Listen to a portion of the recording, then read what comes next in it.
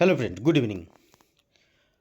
Question hour যে রাজ্যসভার এবং লোকসভার বর্তমান সেশন চলছে, সেখানে প্রশ্ন উঠেছিল এই সেন্ট্রাল পে কমিশন অষ্টম নিয়ে বিভিন্ন প্রশ্ন উঠেছিল।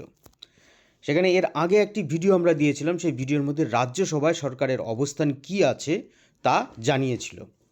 রাজ্যসভাতে কোশ্চেন আওয়ারে সেরকমই প্রশ্ন ওঠার পর সরকার তাদের বক্তব্য দিয়েছে এবং এখানে 9ই ডিসেম্বর 2024 কোশ্চেন নম্বর 2186, সেখানে কেন্দ্রীয় সরকার কি জানালো আমরা আজকে আপনাদের সঙ্গে শেয়ার করব।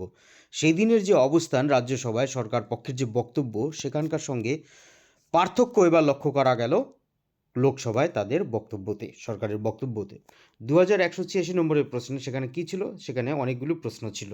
সেখানে ছিল যে সেন্ট্রাল পে কমিশনের যে 7th পে কমিশন, সেই 7th পে কমিশন কবে সেটি বসেছিল, এবার সেই 10 বছর পার হয়ে গেছে, সেই 10 বছর পার হওয়ার পরেও এখনও পর্যন্ত কেন এই বিষয়টি তৈরি হয়নি নতুন করে, এবং বর্তমানে যে প্রাইস রাইজ অর্থাৎ মূল্য বৃদ্ধি, এই সমস্ত বিষয়গুলিকে কেন ইগনোর করা হচ্ছে, কারণ কর্মচারীদের বেতন বৃদ্ধি না পেলে সে তার সঙ্গে সাযুজ্য থাকছে না, এরকমভাবেই তারা বলেছিল। এবং সেখানে একটি প্রশ্ন ছিল যে whether the government is considering constitutional 8th central pay commission for central government employees arm force etc, এরকম প্রশ্ন করেছিল। এবার বক্তব্য কি সরকারের বক্তব্য?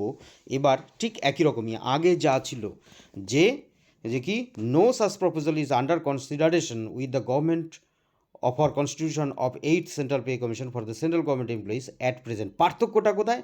এখানে বলা আছে এই মুহূর্তে।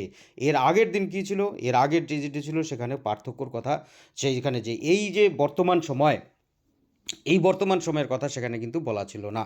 অর্থাৎ বর্তমানে নেই, কিন্তু সামনে যে হতে পারে কি পারে না তা কিন্তু নির্মলা সীতারামনের বক্তব্যতে কিন্তু একটি পরিষ্কার বিষয় উঠে এসেছে।